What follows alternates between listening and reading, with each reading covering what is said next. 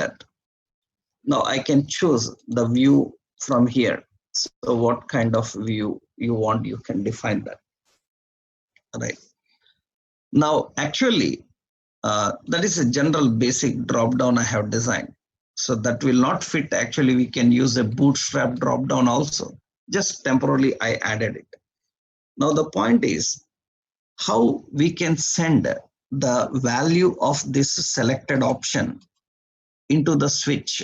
That's very simple this time, because we don't need a button click event here, because whatever the value you collected, actually we can use ng model.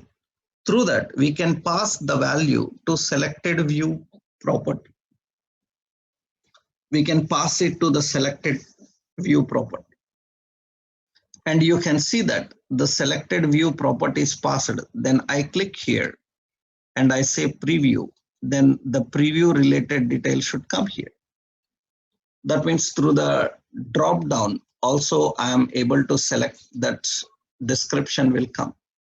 Info, from the drop down I am selecting info, it will get that info and show. So that means we are using buttons, we are using drop downs. If I am using drop down, then I don't need to write much events. Why? Because the drop down can send the value on selection by using two-way binding technique. You don't need an event. Buttons requires an event. Right here, I can simply select it, then it will get the details. Here, we don't need to write any event for that, because you are directly binding this to the property which is passed into the view. And these values are collected from the drop down and passed into the view. And if it is matching, then the details will come.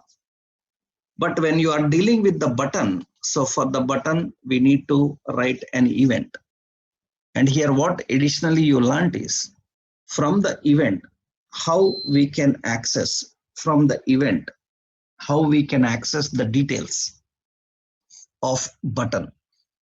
For that, we need to use an event argument. And the event arguments, actually, we have two event arguments, this and event.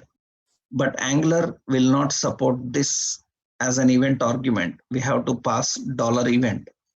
Through $event, you can access both event-related properties, object-related properties. Event-related properties, how they are accessed, I will tell you when we discussed about event concept. So in this example,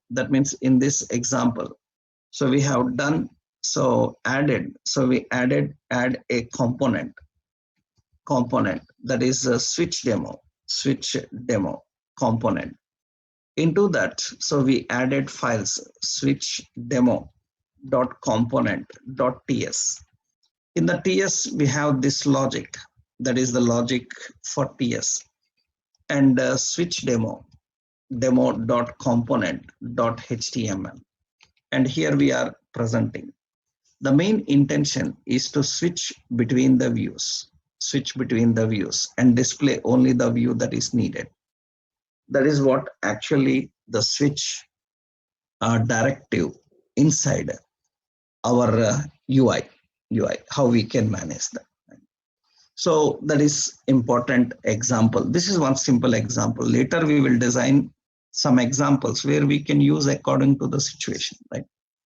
So, and important is a switch case can use a value, and the value can be dynamically passed from any element. Depends on the element nature. If it supports directly two-way binding to access the data, then you can directly bind its value. Otherwise, you have to use an event. Through that event, you have to access the value and use the value, right? That is what actually the switch and its example. Now, after the switch, one more important structural directive we have, that is ng for. That means how to create iterations and what are the iteration related properties. Now we can design more better examples if we know iterations also, that we will see in tomorrow's session, right? So you try this. If you have any issues, you let me know about them. that so that I can clarify what the problems you are facing with, right? Then we can continue with the other structural directive, that is ngFor. Now we will start some designs. After showing you a design, I will give you some exercises to practice, right? Once we finish this, I will give you some exercises so that you can practice, right? So I will help you in solving those issues. Exercises, if you do by yourself, then you will get more clarity, right? So tomorrow I will give you some tasks to try right after this ngFor, right? Tomorrow we'll continue. Thank you.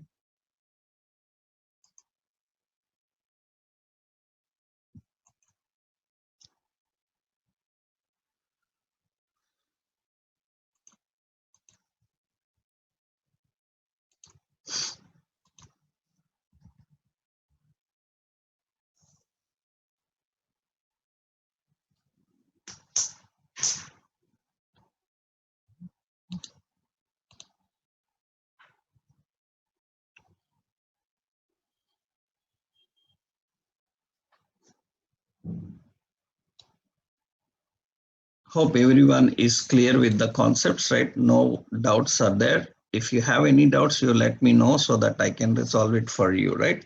Yeah.